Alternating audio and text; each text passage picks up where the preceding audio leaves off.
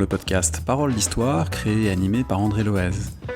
Dans le dernier épisode, nous avons parlé avec Julie Claustre de son livre sur le manuscrit d'un couturier médiéval.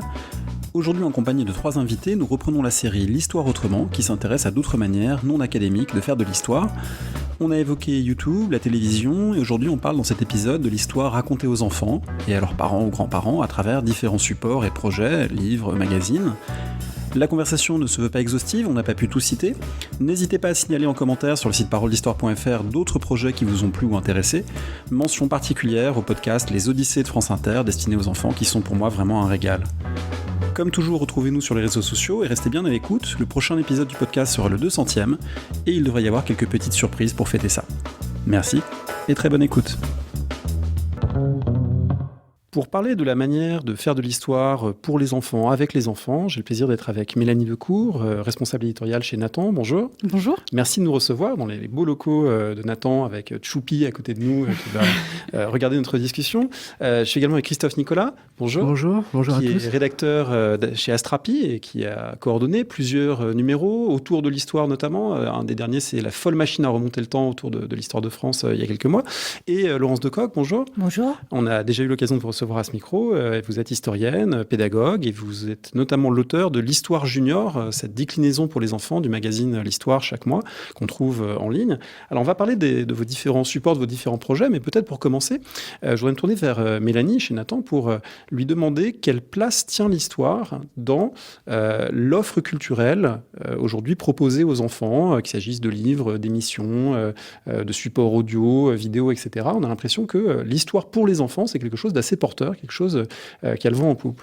Alors oui, je pense que sur le marché éditorial français, l'histoire est une grande passion française. Et donc sur le marché de l'édition jeunesse, qui est un reflet en fait du reste du paysage culturel, oui, l'offre... En tout cas, l'offre est importante et il y a de beaux succès.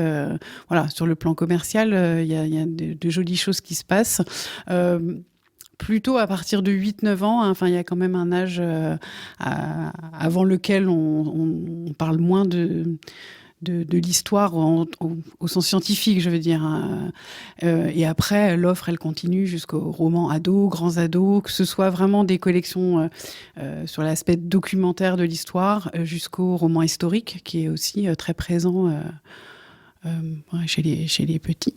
Chez les tout petits, puisque avec Christophe, on avait fait une collection. Alors, c'était pas une vision scientifique de l'histoire, mais L'Apprenti Chevalier, qui était une collection première lecture, donc pour les enfants à partir de 5-6 ans, mettait en scène des personnages historiques dans un cadre historique. Donc, oui. Alors, c'est une question intéressante, cette question des âges.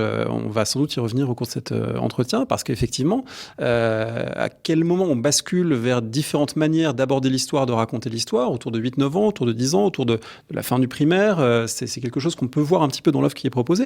Christophe, cet apprenti chevalier, comment vous l'aviez imaginé pour les enfants? Peut-être dites-nous ce que c'était, et puis comment vous l'aviez imaginé? Là, en l'occurrence, c'était une éditrice de chez Nathan, qui s'appelle Sophie Nanteuil, qui est éditrice freelance maintenant, et qui nous a passé en fait une commande de... Voilà, c'est elle qui a imaginé que ce serait un chevalier et puis son apprenti. Et elle nous a demandé, on est 2 auteurs sur l'affaire, d'imaginer des aventures. Alors moi, j'aime beaucoup l'histoire, donc ça a commencé de façon très fantaisiste. Et puis après, on est allé sur ce qu'on sait de la vie des chevaliers au Moyen-Âge, de l'apprentissage, le tournoi, l'amour courtois. Enfin, on a fait à peu près tout. On en a fait une dizaine, voilà. Et ça a démarré sur la fantaisie, mais à chaque fois, il y avait un petit fond historique. L'envie de faire passer quelque chose de l'histoire réelle à travers une forme. Là, en l'occurrence, c'était plus mon plaisir à aborder un thème donné, le dragon par exemple, des imageries comme ça, plus qu'une demande de l'éditeur. Voilà, c'était une collection de fiction, donc on pouvait s'amuser et se promener. Donc voilà, donc là le propos historique était vraiment en arrière-plan. Laurence, vous vous intéressez beaucoup à la médiation, à la pédagogie de l'histoire. Est-ce que vous constatez aussi, au-delà du monde de l'édition dont on a parlé, une forme d'intérêt pour l'histoire? Moi, récemment, je discutais avec quelqu'un au musée Carnavalet qui va rouvrir dans les jours qui viennent, peut-être en train de rouvrir au moment où cette émission est diffusée, qui expliquait qu'il y avait des cartels qui étaient maintenant abaissés pour être à hauteur d'enfants, qu'il y avait des accrochages destinés aux enfants. On a l'impression que c'est quelque chose qui prend de l'importance, le fait de s'adresser aux enfants pour parler d'histoire. Il y a aussi des podcasts dont on pourrait parler, notamment ceux de France Inter, Les Odyssées, qui sont très intéressants à écouter. On a cette impression que cette offre culturelle est en train de s'étoffer du côté de l'histoire pour enfants. Je peux pas répondre de manière quantitative parce que je sais pas trop. Il faudrait l'étudier, voilà, évidemment. C'est plutôt les éditeurs qui répondront à ça. Ce que moi, ma démarche, elle est plutôt partie d'un constat de manque que d'un constat d'enthousiasme et d'offres pléthoriques. Et le manque, c'était pas tellement un manque en termes quantitatifs, c'était un manque en termes de véritable réflexion sur comment on fait entrer les enfants dans un raisonnement historique. Et donc, la démarche est un peu différente de justement poser des personnages historiques dans toute une dimension fictive, aventureuse, etc. Même si on peut aussi partir de ça. C'était plutôt ce qui m'intéressait en tant que pédagogue et puis enseignante quand même au départ, sur comment est-ce qu'un enfant se construit un rapport au passé. Voilà.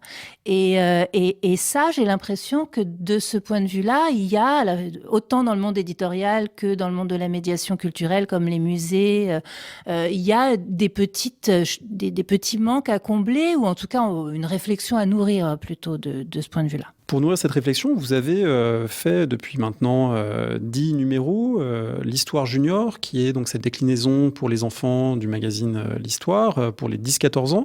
Est-ce que vous pouvez nous expliquer un petit peu en quoi ça consiste et on a vu quelle est l'intention, mais un petit peu comment vous avez voulu mettre en œuvre dans ces 8 pages proposées sur Internet cette idée de rendre le travail historique accessible aux enfants? En fait, il y a une double perspective. La première, c'est le pari de dire les enfants ont accès à la complexité. Mais ils ont accès à la complexité si on passe par des outils qui rendent cette complexité accessible. Et en tant qu'historienne, on sait bien que la pensée historienne, c'est une pensée de la complexité. C'est-à-dire que c'est une pensée qui apprend à se poser des questions. Qui, quoi, comment, pourquoi, etc. Quels acteurs, quelles actrices, quels regards, comment on peut varier les regards. Bon, et ce travail-là, il est fait par la recherche. Et l'un de mes dadas, comme vous le disiez, c'est la médiation. On peut même dire la vulgarisation. Moi, j'aime bien ce mot-là. Donc, ma question, c'était est-ce qu'on peut vraiment faire accéder les enfants à la complexité à partir des résultats de la recherche directement ? Et alors évidemment, j'allais pas pas tout de suite, en tout cas, me fixer comme objectif de vulgariser des thèses. Donc, je suis allée vers les supports qui étaient déjà d'ailleurs une première forme de vulgarisation, mais pour les adultes, à partir de travaux les plus récents. Donc, c'est pour ça que j'ai pensé à l'histoire. Et alors, comment est-ce que je procède ? En accord avec la rédaction, on choisit des thèmes. Donc, selon des critères qu'on estime être intéressants pour les enfants entre 10 et 14 ans, c'est-à-dire des trucs pas trop arides, des trucs sur lesquels ils connaissent pas forcément grand-chose, voilà. Et puis, je lis le dossier attentivement et je me pose la question suivante. Qu'est-ce qu'un enfant sait ou ne sait pas déjà sur ce sujet ? Qu'est-ce qu'il a envie de savoir, qui correspond rarement en fait à ce qu'un adulte a envie de savoir sur le même sujet. Et ensuite, quel registre de langue et quelle illustration je choisis pour faire passer ça en peu de mots, tout en gardant la saveur du résultat de la recherche. Mélanie Decourt, quand on est éditrice et qu'on se pose cette question que veut savoir un enfant, que peut savoir un enfant, on est aussi sans doute obligé de se positionner par rapport à ce que ces enfants apprennent à l'école. Il faut à la fois qu'il y ait des correspondances, mais peut-être pas des redondances entre l'histoire scolaire et puis l'histoire telle qu'on va la faire découvrir à travers des livres, à travers des magazines, comme celui que coordonne Laurence ou Astrapi avec Christophe. Comment on fait pour à la fois que ça corresponde et en même temps ne pas se répéter ou ne pas contredire ce que fait l'école? Alors, c'est une question de l'âge de notre cible et leurs acquis au moment où on s'adresse à eux. C'est une question qui nous traverse tout le temps, pas que quand on fait des collections d'histoire. De toute façon, quand on édite des livres, il faut se demander quel est le niveau de lecture de l'enfant qui va le lire, sachant que la grande question, c'est que c'est très divers. Enfin, il y a des enfants de 8 ans qui lisent des romans de 600 pages et d'autres qui ont du mal à lire une page. Donc, on est tout le temps en train de se poser ces questions du l'acquis en fait de nos lecteurs. Et quand on fait en effet des collections d'histoires, alors pour ma part, c'est toujours des collections de fiction. Oui, on se dit si on s'adresse aux 8-9 ans, ils ont vu telle et telle chose, ils ont déjà au programme. Si on commence à 8 ans, au programme, ils n'ont pas vu grand-chose en général. Mais on se dit aussi qu'ils ont ils peuvent déjà avoir des grandes imageries, un peu des clichés aussi qu'il faut parfois déconstruire.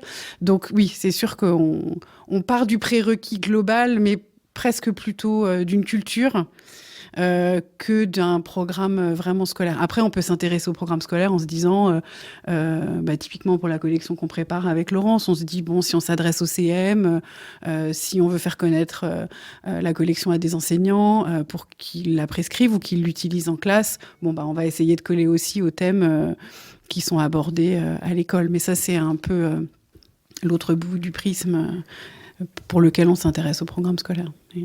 Cette question de l'hétérogénéité des niveaux de lecture, vous la posez aussi, Christophe, à travers Astrapi, puisque vous vous adressez principalement aux 7-11 ans, donc des enfants qui, au départ, peuvent avoir un rapport à la lecture qui n'est pas totalement aisé encore à 7 ans. Du coup, comment vous faites quand vous imaginez vos pages, et notamment les dossiers historiques, il y en a quelques-uns que vous avez amenés ici, on voit les 20 femmes qui ont changé le monde, la grande histoire du train, la machine à remonter le temps, il y avait aussi eu le journal de Léon en 14-18, donc il y a régulièrement des passages historiques dans le magazine. Comment vous abordez cette question et comment vous faites pour accrocher tout le monde en quelque sorte, y compris ceux qui auront peut-être plus de mal à aller vers des lectures plus denses, plus complexes? En fait, le truc assez simple, c'est qu'on a des images, beaucoup d'images. Donc on entre par l'image, enfin un petit va entrer par l'image. Ensuite, comme nous adultes, quand on feuillette notre magazine, on va lire les titres, les inters, et peut-être pas tout l'article. Et bien pour les enfants, c'est exactement la même chose. Donc quand ils sont petits, on sait bien qu'ils vont grappiller quelques trucs, et puis ensuite reposer leur Astrapi, et puis revenir. C'est un magazine qu'on collectionne. Donc on l'a eu à 7 ans, on a vu les images, on a compris 2 ou 3 choses. Éventuellement aussi, il y a la collecture aussi avec ce magazine-là.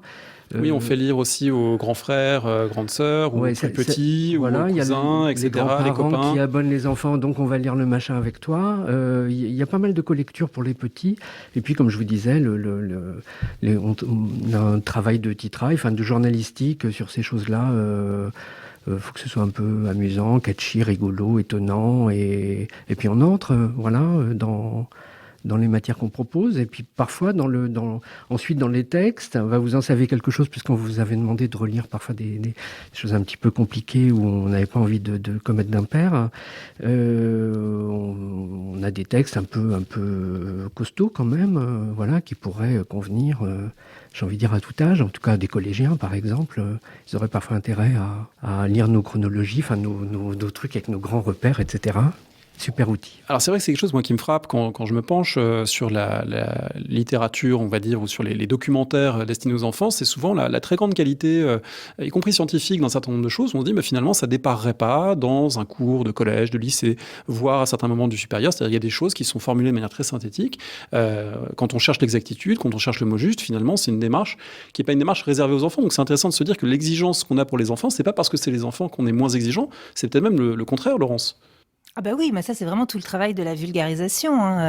Les révolutionnaires ont parlé d'élémentation, c'est exactement ça. C'est-à-dire que on place une petite graine, donc il faut que ce soit la bonne. Vous avez raison, c'est vraiment le bon mot. Il faut que ce soit la bonne, et l'image de la graine, elle est assez jolie parce qu'évidemment c'est quelque chose qui est destiné à s'étoffer et de devenir éventuellement une forêt après. Mais pour que ça devienne une forêt, il faut qu'elle soit placée au bon endroit, donc dit exactement de la bonne façon et arrosée régulièrement. C'est un peu la même chose. C'est pour ça que oui, c'est un travail de vulgarisation qui s'apparenterait à n'importe quel type d'histoire populaire, n'importe quelle forme de médiatisation, mais avec une exigence supplémentaire qui est quand même que un enfant, et alors surtout effectivement en fonction des âges, n'a pas accès au même niveau d'intelligibilité qu'un adulte. Et donc il faut toujours se poser cette question-là. Et la question, elle est double en fait. Elle est comment je te parle ? Et ça sous-entend d'imaginer comment tu me reçois. Donc comment je te parle, comment tu me reçois. Le tu ne pouvant pas être purement générique, parce qu'on sait bien aussi qu'il y a des accès qui sont très socialement différenciés au savoir. Hein. Et donc, moi, ce que j'ai en tête, c'est aussi toujours, je parlais à tous les enfants. C'est pas parler aux enfants de profs ou aux enfants de la bourgeoisie culturelle. Je leur parle aussi. Hein. Mais ce qui m'intéresse, c'est quand même de parler à tous les enfants. C'est une démarche très populaire. Cela, c'est plus facile de leur parler parce qu'on parle la même langue globalement. Oui, puis depuis qu'ils sont nés. Donc, depuis le premier jour, en fait, on leur apprend les couleurs. Donc, ça va. C'est des choses qu'ils comprennent. Ils m'intéressent aussi, ces enfants-là. Il n'est pas question de les exclure, mais ce qui m'intéresse plus comme démarche, évidemment, c'est une démarche plus de masse. Pédagogie populaire, comme disait Célestin Freinet. Et donc voilà, ça c'est la première question. Donc comment je te parle, comment tu me reçois? Et puis l'autre question qui m'intéresse aussi, c'est qu'est-ce que c'est une question d'enfant? Et en fait, une question d'enfant, c'est pas du tout une question d'adulte. Et en histoire particulièrement, nous, ce qu'on va appeler une problématique, hein, par exemple, si je dis en quoi le régime de Louis XIV est-il un régime de monarchie absolue, hein, je vais être très content d'avoir dit ça avec mes quatrièmes ou avec mes CM1, mais ce n'est pas du tout une question d'enfant. Hein. La question d'enfant, ça va être devant un tableau, ah mais madame, pourquoi il est habillé comme une fille? Ça, c'est une question d'enfant. Et je trouve toujours intéressant d'inverser comme ça le regard. C'est aussi une démarche didactique, hein, par ailleurs, hein, vraiment, hein, sur la didactique de l'histoire. C'est-à-dire comment on entre dans le raisonnement historique, ce que je disais. Et en fait, quand on réfléchit aux questions d'enfants, c'est beaucoup plus facile de trouver les mots pour y répondre, puisqu'on part sur une bonne piste. Mélanie, sur cette manière de s'adresser aux enfants et d'être reçue par les enfants ? Je partage complètement la vision de Laurence. C'est pas étonnant d'ailleurs qu'on travaille ensemble sur une collection. C'est un peu la ligne éditoriale aussi de Nathan, hein, de s'adresser à tous les enfants. Enfin, en tout cas, chez Nathan Jeunesse, c'est quelque chose qui nous guide dans nos choix, dans notre travail d'éditrice au quotidien, et ne pas s'adresser que à ceux qui ont déjà les prérequis. Et donc, oui, en fait, éditer ou écrire pour les enfants, c'est encore plus exigeant, en fait, parce que on part du principe qu'on s'adresse à un sujet pensant, mais qui n'a pas forcément la même réception et qui va pas avoir, qui va pas lire les éléments de la même façon que nous, adultes. Donc, en effet, il faut partir d'eux, mais sans démagogie, être vraiment, se mettre à leur hauteur, mais au sens presque au sens propre du terme. Et c'est encore plus exigeant. Alors nous, en plus, moi, dans mon secteur, on travaille en fiction, donc avoir une démarche scientifique là dans la collection, donc les explorateurs du temps qu'on prépare avec Laurence, c'est vraiment ce qui m'intéressait. C'est pour ça que je suis allée chercher Laurence. C'était vraiment parce que des livres d'histoire, enfin des romans jeunesse autour de l'histoire, on en a chez Nathan qui sont très bien, mais j'avais vraiment envie d'apporter aux enfants cette démarche scientifique de l'historien, de l'historienne. Et donc ce qui est difficile, c'est de faire passer ça en fiction sans être justement didactique ou moralisateur ou voilà. Enfin, oui, il faut que ça reste une aventure et pas un cours. Voilà, comme dit Daniel Pénac, qui est aussi un auteur Nathan, il dit d'ailleurs, c'est très intéressant, il dit qu'on écrit pour les non-lecteurs et que justement, quand on a un message à faire passer, tu écris une histoire, voilà, pas d'autre chose. Tu écris une histoire et le reste, c'est voilà, tes questions intellectuelles, tu les mets derrière et tu écris une histoire aux gamins.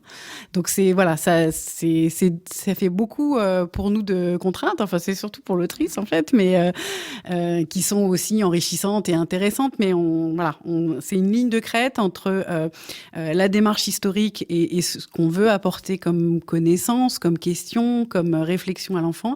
Et de l'autre côté, le plaisir de la fiction, de l'aventure des personnages. Et les deux doivent se croiser, et le chemin est étroit. Oui, le plaisir des personnages, le plaisir aussi parfois du jeu de mots, du jeu avec l'histoire, la dimension ludique. Christophe, dans Nicolas, la dimension ludique, Christophe, dans Astrapi est très présente dans plein de rubriques du magazine. Est-ce que c'est quelque chose aussi qui est pour vous un moyen d'accrocher l'intérêt des enfants, de jouer ou de mettre en place des dispositifs de type ludique comme par exemple cette fameuse machine à remonter le temps dont on parlait, c'est-à-dire qui est une manière de se projeter dans le passé, de répondre aussi à des questions d'enfants.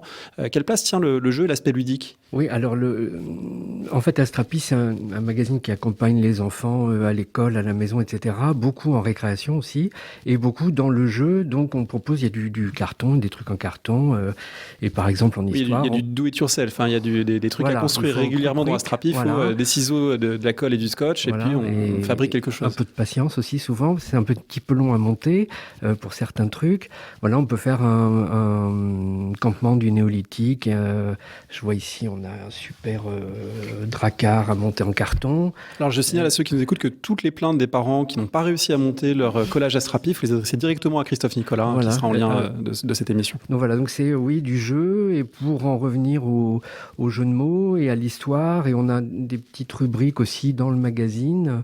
Je pense à un petit personnage qui s'appelle Tatou. Tatou, c'est tout, à qui les enfants posent des questions, et lui il répond aussi sur le mode c'est très rigolard, mais voilà, il va expliquer pourquoi le drapeau français est bleu, blanc, rouge, qui a inventé le personnage de Toto, des choses comme ça, voilà, dans la rigolade et dans les petites bulles de bande dessinée.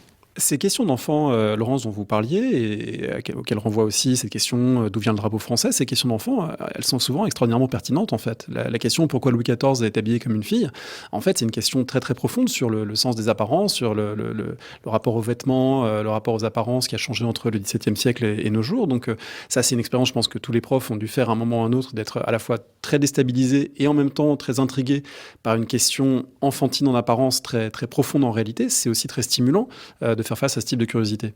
Oui, mais c'est pour ça que je prenais cet exemple, parce qu'effectivement, après, ça peut appeler tout un travail sur le genre, sur la construction sociale à partir la construction sociale de la mode, le rapport au corps, etc. Donc, bien sûr, il faut savoir écouter les questions d'enfants. C'est un truc qui d'abord, il faut savoir leur faire formuler des questions, parce qu'il y a aussi des enfants qui posent pas de questions. Et c'est important aussi, ça. Il y a une très belle phrase de Rachid Zerouki dans son livre qui s'appelle Les Incasables. C'est un enseignant en SECPA.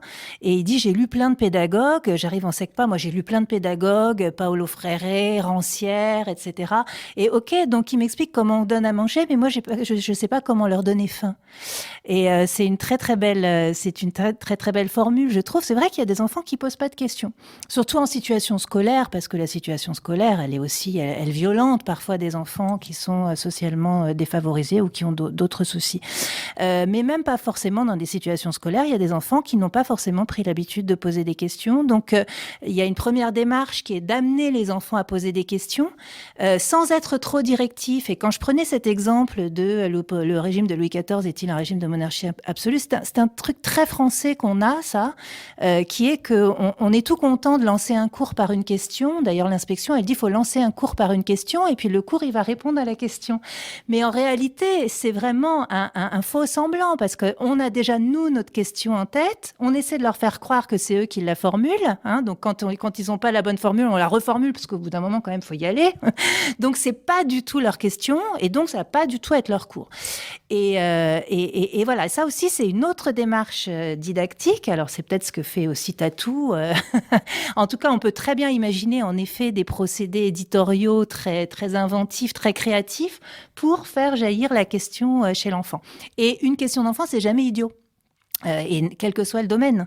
Et là, effectivement, dans leur manière de regarder le passé, d'ailleurs en cycle 2, on ne fait pas d'histoire, on appelle ça questionner le monde. C'est vraiment l'un des points les plus pertinents des programmes de ces dernières années, questionner le monde. Cette démarche d'apprendre à poser des questions, c'est déjà une entrée dans l'intelligence. Et après, c'est à nous aussi d'apprendre à les écouter et à y répondre, évidemment. Alors, vous avez fait référence plusieurs fois à une collection, et donc on va lever ce suspense qui devient insoutenable. Voilà, donc Mélanie, dites-nous, en quoi ça va consister ? Je crois que c'est pour 2022. Oui, début 2022. Comment vous avez imaginé ça ? Alors, c'est une collection de fiction qui s'appelle Les Explorateurs du Temps, écrite par Laurence Decoq, qui s'adresse aux 8-11 ans, 8-12 ans, on va dire. Donc, il y aura 2 titres en début d'année 2022. Et voilà, la démarche, c'est vraiment vraiment de mettre les enfants lecteurs dans la situation de l'historien, c'est-à-dire aller aux sources et se poser les questions et aller aux sources les découvrir, puisque les deux héros qu'a imaginé Laurence, Jules et Sarah, ont l'immense chance d'avoir un babysitter qui est passeur de temps. Donc quand ils se posent une question sur le monde, en fait, ils questionnent le monde. On a de la chance, c'est deux héros très, très curieux et qui posent des questions très pertinentes. Leur babysitter, Éole, peut les emmener à l'époque qu'il choisit pour observer et pouvoir répondre à la question en étant... Alors là, pour le coup, ils ont une chance inouïe, ils sont directement sur la source en direct. Ils n'ont même pas à lire de l'ancien français ou à décortiquer des statuts. Ils sont directs sur l'événement. Et donc, les premières questions, c'est les deux premiers tomes. Donc, c'est Christophe Colomb a-t-il découvert l'Amérique et qui a inventé l'école? Voilà, donc... Ils vont partir dans les caravelles directes et dans une classe en 1881. Donc c'est un peu un voyage dans le temps, ce qui est un procédé d'ailleurs assez récurrent de la littérature jeunesse. On pense par exemple à la collection La Cabane Magique, l'idée transposée comme ça des enfants. Et aussi le choix de passer par des enfants, c'est un processus d'identification. Là aussi c'est récurrent. Il y a des quantités de livres jeunesse qui proposent de raconter l'enfance de Livia, petite fille à Pompéi, de un tel ou un tel petit garçon au Moyen-Âge, bâtisseur de cathédrale, etc.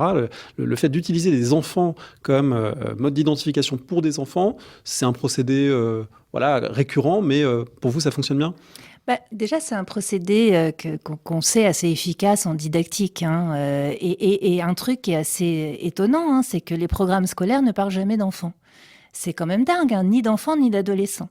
On fait quasiment pas d'histoire de l'école, et quand on regarde comment ils sont écrits, c'est jamais en fait l'histoire de l'enfance ou l'histoire de l'adolescence. Il y a de temps en temps quelques enfants qui tirent des wagonnets à la mine. Oui, voilà, il y a les enfants des mines. Et voilà, dans un passage un peu misérabiliste sur le 19e. C'est là qu'il y a les femmes en général aussi. Non, alors ça, c'est vraiment une aberration. Alors que, et d'ailleurs, l'autre aberration, c'est que, en revanche, très tôt, les pédagogues ont dit, il faut vraiment passer par l'identification. Mais alors, par l'identification à quoi? Par l'identification aux grands personnages de l'histoire de France. Comme si un enfant pouvait s'identifier à Clovis, à Vercingétorix, voilà. Donc, un enfant de 8 ans, à Louis XIV, avec ses fringues de femme. Ah oui, vu comment il est fringué, il n'y a pas de risque. Donc, Clovis et Louis XIV ont aussi peu de réalité pour un enfant d'école primaire que Batman ou autant de réalité peut-être. Bon, donc bien sûr, ça c'est pas nous qui avons été les premières à le trouver. C'est aussi ce que disait Christophe, c'est ça, pour Asrapi, le procédé du voyage dans le temps et le procédé d'être finalement de se demander comment un enfant comme moi à une autre époque, qu'est-ce qu'il vivait, qu'est-ce qu'il rencontrait, comment il parlait, etc. Ça fait partie des modalités d'apprentissage de l'histoire qui sont assez conventionnelles. Mais ce qu'on introduit ce qu'on essaie d'introduire de nouveau dans cette collection Les Explorateurs de temps, c'est vraiment la démarche d'enquête historique. L'aventure est très importante, et d'ailleurs de ce point de vue-là, les éditrices sont très très utiles, parce que c'est là-dessus que en réalité, nous les pédagogues, on est le moins doués pour la dimension fictionnelle. Mais en revanche, la méthode de l'enquête historique, d'apprendre à regarder une source, de savoir comment on fait parler une source, comment on la fait éventuellement mentir, comment elle nous dirige dans de mauvais chemins, comment on revient sur les bons chemins, etc. Ça, c'est quelque chose qui m'intéressait beaucoup de développer. Et puis, la collection, elle se termine quand même aussi par un petit dialogue avec un historien invité. Mais là, on va laisser le suspense insoutenable pour le premier. Alors c'est intéressant cette idée de montrer la démarche de l'histoire, parce qu'il me semble, on a parlé de cette offre culturelle pléthorique, mais généralement cette offre destinée aux enfants, elle raconte des histoires plutôt qu'elle raconte comment on connaît l'histoire, comment le sait-on, comment on fait. Et il me semble que là c'est quand même un point où nous qui faisons de l'histoire au sens large, on a un peu de retard par rapport à nos collègues scientifiques des sciences dures, qui quand même depuis un certain temps savent montrer des expériences, savent faire observer des choses, savent faire manipuler des objets. Je pense à la Cité des enfants, la Cité des sciences, mais il y a plein d'exemples. La main à la pâte, il y a des dizaines d'exemples où vraiment les scientifiques des sciences dures ont appris à faire rentrer dans la démarche scientifique, à la faire pratiquer. Et pour nous, faire pratiquer l'histoire, finalement, on se contente très souvent du résultat en disant voilà ce qu'on sait, voilà la carte postale, voilà Clovis 496 ou une autre date, peu importe. Mais en tout cas, voilà une date, un personnage, un fait. Mais comment on connaît ce fait, c'est quelque chose qui n'est pas encore si familier que ça de la façon dont on explique l'histoire aux enfants. Oui, moi j'ai la double expérience parce que dans mon passé d'éditrice, j'ai édité des manuels scolaires et j'ai une formation d'historienne par ailleurs. Donc, je vois bien ces deux aspects. Et c'est vrai qu'on se rend compte que cette démarche historique qu'on met en œuvre dans les manuels scolaires, vraiment, elle est vraiment très très loin des enfants ou des ados, si on parle des manuels scolaires du collège. Leur dire on part d'une source, d'un document historique et on va essayer d'y trouver des informations, c'est quelque chose dont ils sont très très loin. Alors que ça peut être passionnant comme une enquête policière. Il y a vraiment ce mécanisme qui peut accrocher aussi un lecteur, une lectrice. Et c'est complètement ce qu'on essaye de faire avec Laurence dans la collection. C'est vrai que la démarche de l'historien, d'aller à la source et de creuser comme une enquête, de voir les infos, les fausses pistes, ce qui va pas du tout répondre à la question. Il y a des moments où d'ailleurs les personnages eux-mêmes sont intéressés par quelque chose, mais bon, on peut pas tout questionner parce que finalement les sources, on se rend compte qu'elles sont immenses. Donc oui, c'est vrai que c'est passionnant et encore assez peu défriché en effet. Alors je nuance un peu ce que je viens de dire parce qu'il y a quand même un domaine à mon avis où c'est déjà un peu le cas, c'est toute la dimension archéologique, l'intérêt des enfants pour l'archéologie à travers tout ce processus d'enquête, de découverte, de fascination pour la découverte. C'est quelque chose, Christophe, qui peut aussi être utile pour attiser la curiosité. Un beau numéro il y a un an ou deux, l'archéologue c'est toi, donc on avait fait un truc en carton où il fallait soulever et puis on trouvait et on allait comme ça. Très facile à monter d'ailleurs dans mon souvenir, il était très bon numéro, l'archéologue c'est toi. Oui, c'est vrai, c'est un peu difficile. Non, au contraire. Au contraire, d'accord. Il était très simple, très bien fait. Parce que je les fais pas toujours. Après, j'ai pas la passion du ciseau et de la colle et tout ça. Et là, c'était super intéressant. En tout cas, moi, j'ai adoré faire ce dossier pour aller pas seulement chez les préhistoriques, mais aller chercher des choses qui sont là, enterrées pas très loin, et qui nous disent des choses. Voilà, des bouts de tessons, des bouts de choses.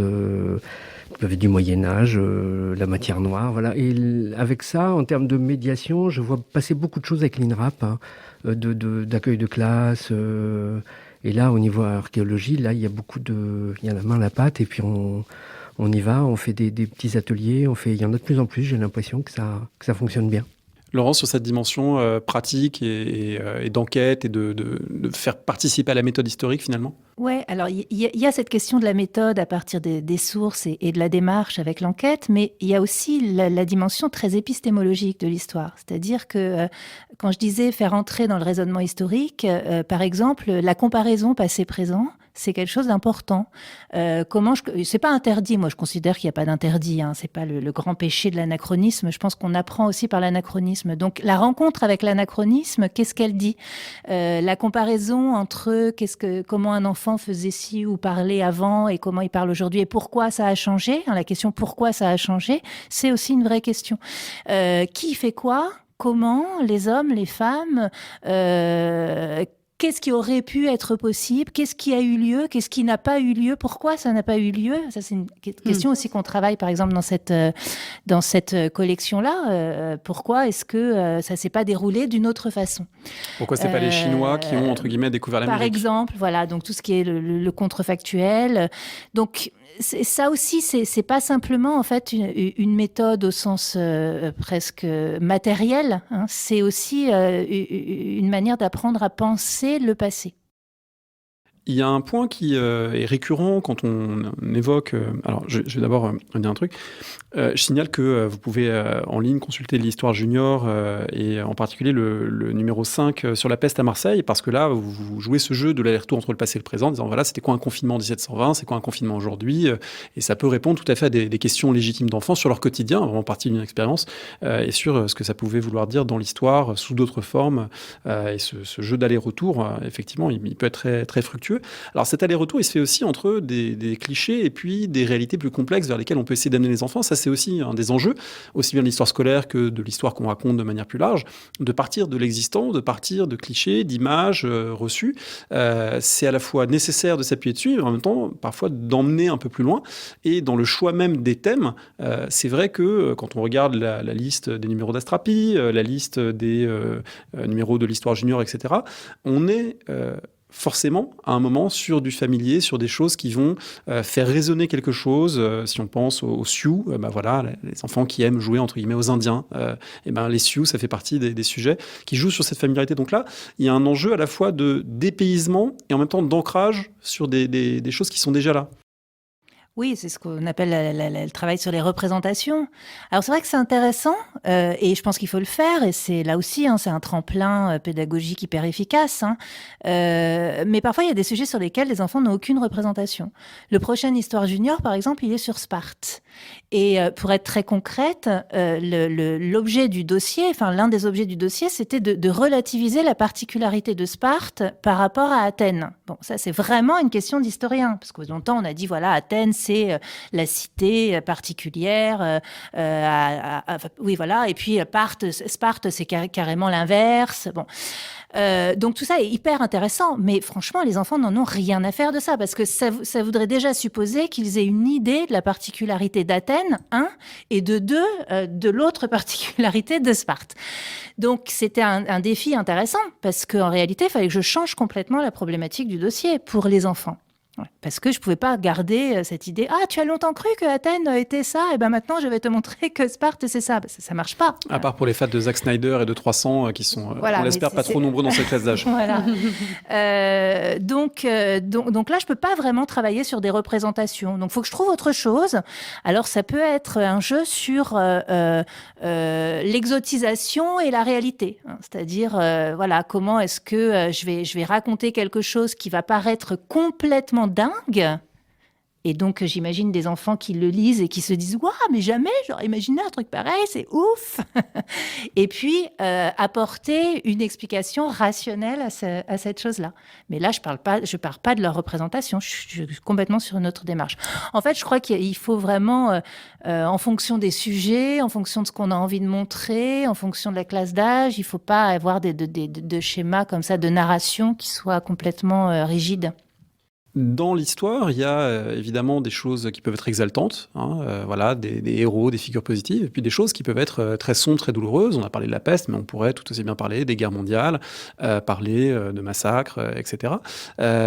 Comment on fait pour aborder ces questions avec les enfants, Christophe, quand on fait par exemple une chronologie de l'histoire de France, comment on équilibre entre des dates qui peuvent être vues comme fondatrices, créatrices, la Déclaration des droits de l'homme, ou même la maîtrise du feu, et puis des dates, évidemment, qui renvoie à des choses beaucoup plus sombres, beaucoup plus dures.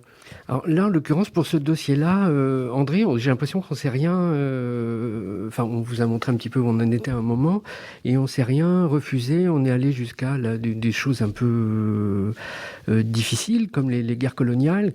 En gros, plus c'est proche, plus c'est difficile. Même la Seconde Guerre mondiale, j'ai remarqué que quand on aborde... la Shoah, les massacres,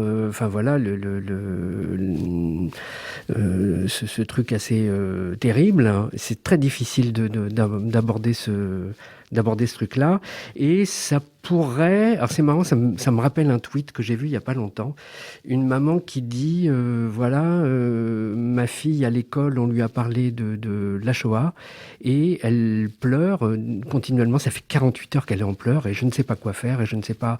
Et derrière, il y avait un débat. Comment est-ce qu'il faut qu'ils le sachent? Comment il faut qu'ils abordent ça? Là, c'était en l'occurrence une discussion entre copains. Cours de récré, les Allemands, ils ont mis des Juifs dans les chambres à gaz, etc. Et la gamine, elle ne pouvait pas supporter d'avoir appris ce truc. C'était proprement, elle ne pouvait pas le savoir. Et nous, par rapport à ça, on va contourner, ça va être une petite phrase dans ce dossier, la folle machine à remonter le temps. On dit que Hitler et ses copains, ils ont assassiné tout un tas de gens, des homosexuels, des tziganes, des juifs, etc. Mais c'est une phrase qui passe comme ça et là, on en revient au niveau de lecture. Là, je pense pas que les petits s'aventurent là. C'est seulement quand on a un peu de maturité qu'on est dans ces eaux-là et qu'on peut supporter, je pense, ce genre de choses. Voilà,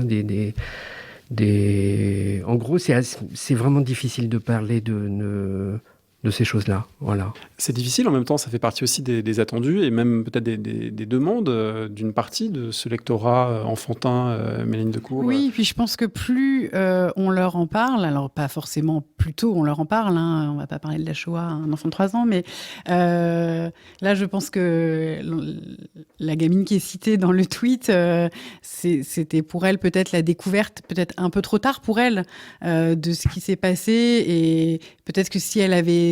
C'est étrange que, je trouve, que, je sais pas, qu'elle devait être au collège, si en troisième. Non, en l'occurrence, là, c'était l'école élémentaire. Et justement, dans les commentaires, ce qui était intéressant, et moi, je me suis ramené à ma propre expérience, et je me souviens qu'au collège, 5e, 4e peut-être, on nous montrait Nuit et brouillard, et j'ai vu quelques témoignages comme ça, bon, voilà, moi, c'est au collège que ça s'est passé, et on m'a montré ce film, par exemple. Oui, bien sûr. Ça dépend aussi du média par lequel ils l'apprennent. Moi, mes filles ont vu très jeune La vie est belle, enfin, elles l'ont vu à l'école, je pense en CM, et elles étaient hyper tristes, ça les a énormément touchées, mais c'est quand même par une fiction, et il y a beaucoup d'humour, et il y a de la joie dans ce film, même s'il est terrible.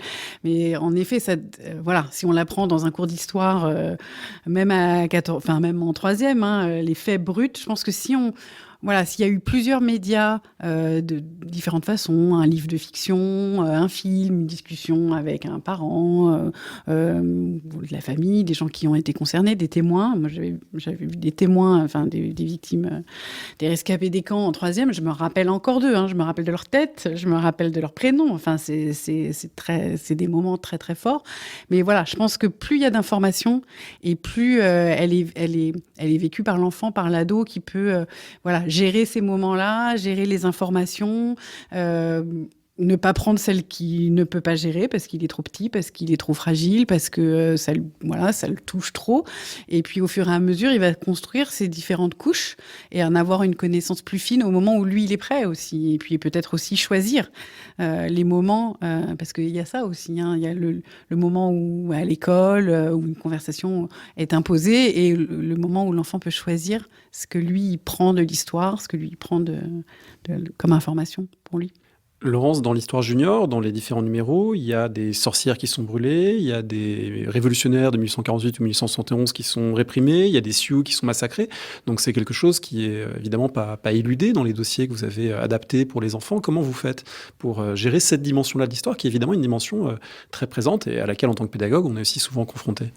Sur l'histoire junior, la cible est quand même, c'est plutôt collège. Donc en réalité, c'est quand même des âges où on sait parler de la mort, on a une idée de ce qu'est la guerre, on sait ce qu'est un massacre.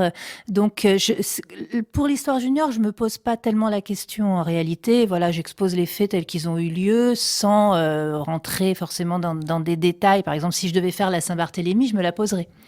Parce que, oui, effectivement, qu'est-ce qu'on dit des gens éventrés, voilà, et qu'est-ce que ça dit surtout de l'événement en lui-même. Donc, si je devais faire quelque chose sur la violence proprement dite, je me poserais la question. Mais là, c'est pas encore arrivé. En revanche, sur les explorateurs du temps, quand même, le premier volume, il est sur pas simplement la découverte de l'Amérique par Christophe Colomb. Il y a aussi quand même toute la question du massacre de certaines populations autochtones. Et donc, c'est là que la fiction, en fait, opère. Et c'est là qu'il faut, bien sûr, tisser ensemble à la fois la dimension scientifique et la dimension fictionnelle sans sourciller. C'est-à-dire que quand on passe par la fiction, par exemple, on peut faire raconter cet événement-là par d'autres. On peut juste raconter la tristesse d'un enfant qui raconte, décrire la tristesse et la peur, voilà, d'un enfant qui raconte cet événement. On peut suggérer un événement, c'est-à-dire tout à coup, pourquoi est-ce qu'il n'y a plus personne dans ce village ? Et donc, on fait des hypothèses, et puis, on préfère pas savoir, voilà. Et donc, on passe par toutes ces choses qui sont une mise en scène qui passe par la fiction, ce qui veut pas dire qu'on le déréalise, mais on implante effectivement On choisit aussi ce qu'on veut montrer. Voilà, et puis on implante petit à petit, c'est comme l'élémentation, on en revient au début, c'est-à-dire qu'en fait, on sème ce qui va ensuite permettre d'accueillir des informations situations plus dramatiques plus tard, quand ils seront plus vieux. Alors c'est effectivement en fonction des âges aussi qu'on peut jouer avec ça et qu'on peut aussi voir la manière dont on va raconter l'histoire et les thèmes qu'on va choisir de raconter évoluer entre des choses peut-être qui suscitent plus la rêverie, la fascination pour le passé au départ et qui vont aller vers plus de complexité, plus de choses complexes, douloureuses, controversées par la suite.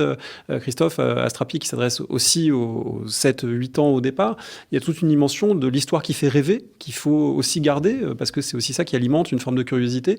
On rêve des figures du passé. À vrai dire, il y a des espèces de sillons qui sont tracés, et je ne veux pas dire qu'on est en pilote automatique, hein, mais il y a un peu toujours les mêmes sujets qui reviennent. Je pense aux Gaulois, je pense au Moyen-Âge, château fort,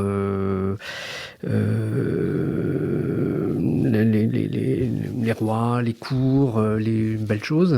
Alors justement, comment on sort de ces sillons? Parce que ces sillons, ils sont très familiers, et ils sont en plus très alimentés par toute une série de propositions culturelles, télé, films, etc., tout un imaginaire déjà très codifié. Est-ce qu'on peut en sortir? Vous avez fait notamment un numéro sur 20 femmes qui ont changé le monde ou changé l'histoire. Du coup, c'est quoi les renouvellements possibles pour ne pas répéter sans cesse, effectivement, des histoires de chevaliers, de vikings, de châteaux forts? Alors, ça peut être les historiens. Je pense à Jean-Louis Bruno avec les Gaulois.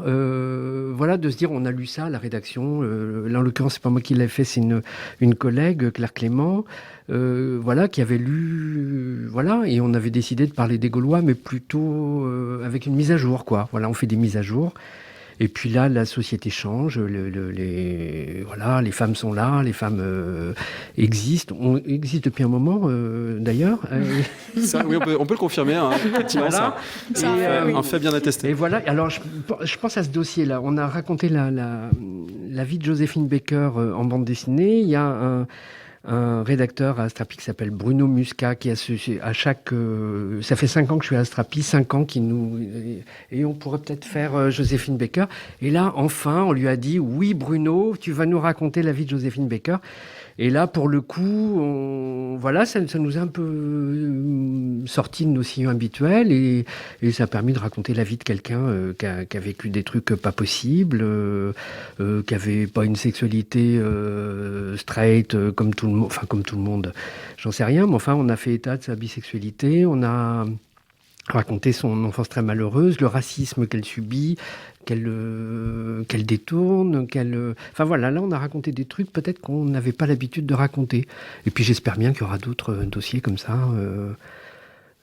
Voilà, des choses qu'on a, pour le coup, raconter Joséphine Baker aux enfants, je ne crois pas que voilà, ça avait été fait. Enfin, peut-être qu'il y a un bouquin jeunesse quelque part. Il y en a de plus en plus, notamment parce que maintenant, justement, le dossier ou le recueil des 10 femmes qui ont fait ceci ou cela est devenu presque une figure obligée de l'édition jeunesse. Il y a eu un avant et un après Les culottés de Pénélope Bagieux, très clairement. Voilà. Mais bon, le pavé dans la mare. Ce qui a beaucoup de vertus, évidemment. Oui, bien sûr. Et puis aussi pose d'autres questions, c'est-à-dire qu'est-ce qu'on fait au-delà des têtes d'affiche, hein, qu'est-ce qu'on raconte comme vie au-delà des vies les plus connues. C'est aussi ça un enjeu de l'histoire, hein, de savoir comment on fait pour parler, non pas des anonymes, mais pour parler d'existences plus ordinaires que celles qui sont les plus fascinantes. Comment on fait pour fasciner avec ce qui au départ n'est pas fascinant. C'est un enjeu aussi qui n'est pas simple. Oui, mais ça peut l'être aussi. Par exemple, dans le premier tome de la collection Les Explorateurs du Temps, c'est autour de Christophe Colomb, de la figure de Christophe Colomb, donc là, archi connu, voilà.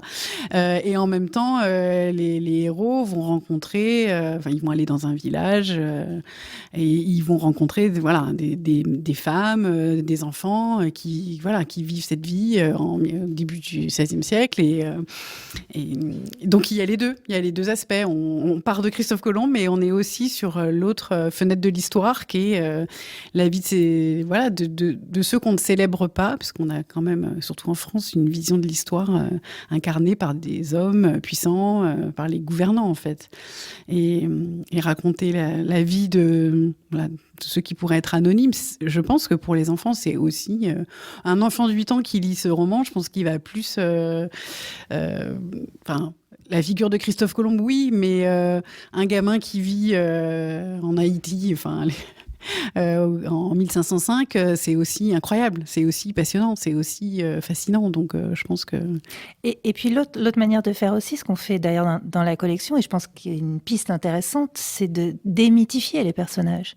C'est-à-dire que on a le droit de parler des personnages dits exceptionnels, on a même le droit de parler du roman national, c'est pas non plus Mais en revanche, ce qui est intéressant, c'est de les rendre ordinaires.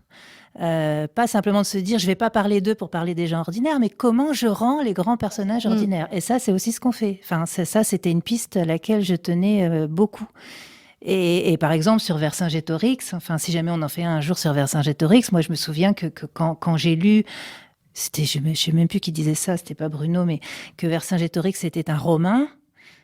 Oui, cette formule, voilà, parce qu'il avait fait, comme Jésus d'un juif, fait son service militaire. Je me suis dit, waouh, mais ça, pour un môme, c'est énorme en fait. Voilà. Et donc, c'est aussi déconstruire tout le procédé de la mythification. Pour terminer, on a parlé de façon française de raconter l'histoire. Est-ce que, en lisant, en voyageant, alors en ce moment c'est un peu plus dur, mais est-ce que vous avez rencontré des manières de raconter l'histoire, de proposer l'histoire aux enfants, autres, dans d'autres pays? Est-ce qu'il y a des exemples dont on peut s'inspirer? Est-ce qu'il y a des expériences intéressantes ailleurs que vous connaissez? Alors, moi, c'est un ailleurs dans le passé. Mais non, j'ai pas d'exemple à l'étranger qui me viennent. Mais ce qui est sûr, alors je vais encore être un petit peu à contre-pied par rapport à la pensée dominante, mais quand même, il faut que je le dise, c'est que je pense qu'on savait beaucoup mieux raconter l'histoire aux enfants au 19e siècle qu'aujourd'hui. Et donc, je suis aussi allée puiser dans ce qui existait au 19e siècle. Et par exemple, un des bouquins que j'adore, mais pas par ce qu'il véhicule comme valeur, parce qu'évidemment, ce ne sont pas les miennes, mais Le Tour de France par 2 enfants, c'est ce qui m'a donné l'idée de cette collection. D'où Jules Julien, petit clin d'œil. Alors non, mais en tout cas, les 2 enfants, oui, tiens, tu vois, le prénom, j'avais même pas fait le rapport. Non, parce que là, en plus, il y a un garçon et une fille. Ouais, là, il y a un garçon et une fille. Mais en tout cas, le procédé de 2 enfants, alors, frères et sœurs, là, en l'occurrence, chez nous, c'est frères et sœurs, mais qui partent et qui commentent et qui vivent des aventures qui parfois n'ont rien à voir avec l'histoire et surtout une narration qui est décomplexée par rapport au canon historique.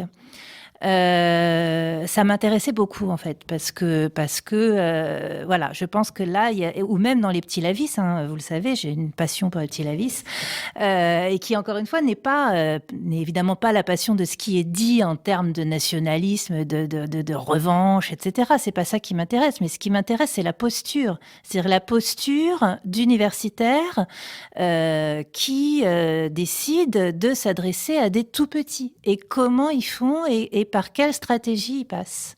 Merci beaucoup à tous les 3 pour cette discussion. Je rappelle qu'on mettra sur le site parolehistoire.fr les différents liens, y compris même un lien vers le Tour de la France par 2 enfants, qu'on trouve en ligne très, très facilement, et vers les différents projets dont on a parlé aujourd'hui. Merci. Merci. Merci. Merci.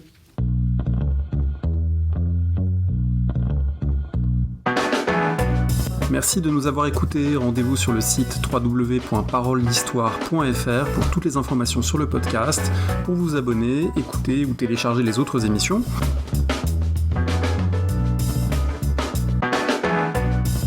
La discussion se poursuit aussi en ligne, notamment sur Twitter. Vous pouvez poser des questions @paroledist et à bientôt pour un prochain épisode.